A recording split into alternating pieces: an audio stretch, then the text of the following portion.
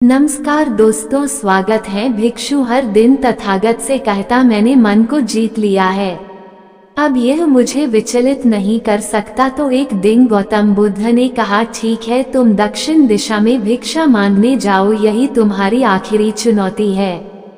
फिर अगले दिन ही भिक्षु ने व्याकुल होकर कहा, मुझसे बड़ी गलती हुई, लेकिन अब मैं दोबारा उस दिशा में भिक्षा मांगने नहीं जाऊंगा।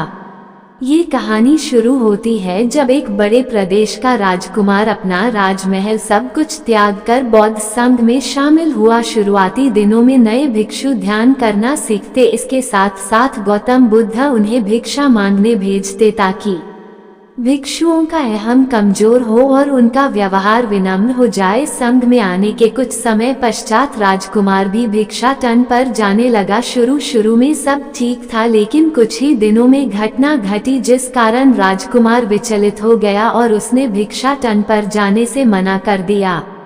भिक्षाटन का नियम था कि भिक्षु केवल 2 घरों में भिक्षा मांगते और नहीं मिलती तो आश्रम वापस आकर जल ग्रहण करते। एक बार राजकुमार भिक्षु नगर में भिक्षा मांगने निकला और दुस्सहयोग से भिक्षा नहीं मिली। शुरू में राजकुमार भिक्षु को निराशा हुई, लेकिन कुछ ही पलों में उसका मन शांत हो गया, जैसे कुछ हुआ ही ना हो। बिना प्रयास के आज भिक्षु बड़ा प्रसन्न था। उसने लौटकर गौतम बुद्ध से कहा, आज मुझे भिक्षा प्राप्त नहीं हुई, लेकिन मेरा मन शांत है, ना किसी विचार ने मुझे परेशान किया। गौतम बुद्ध भिक्षु की सारी भावनाएं समझ रहे थे। तथागत ने कहा, अच्छी बात है, अब तुम कल महल की तरफ भिक्षा मांगने जाना। भिक्षु ने आज्ञा का पालन किया और अगले दिन भिक्षा मांगने निकल गया। कुछ देर बाद जब भिक्षु महल के आगे से गुजरा तो उसे अपना महल याद आ गया कि कैसे वह ऐशो आराम का जीवन जीता था।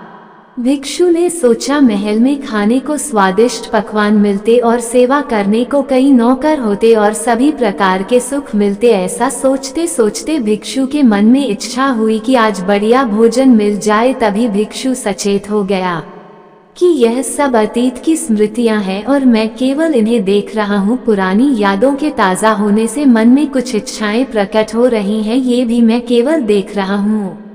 अगर मैं इन शारीरिक इच्छाओं को पूरी करने की लालसा रखूं तो मैं मन की शांत और यह जागृत अवस्था खो दूंगा। भिक्षु ने महसूस किया कि जब जब हम स्वयं को 2 कदम आगे ले जाते हैं, चेतना का स्तर ऊपर उठाते हैं, तब तब मन इस प्रकार के खेल खेलता है। जब हम मन को शांत करने लगते हैं तब मन हमें बेचैन करने की पूरी कोशिश करता है। भिक्षु ये सोचकर बहुत खुश हुआ, क्योंकि आज उसने आत्मचिंतन से मन के बारे में गहरी समझ और सूक्ष्म दृष्टि प्राप्त कर ली। भिक्षु ने आश्रम आकर गौतम बुद्ध को सारी बात बताई और कहा, तथागत, आज मुझे आपकी कृपा से सूक्ष्म दृष्टि प्राप्त हुई। मन हमें बार बार इच्छाओं में उलझाना चाहता है।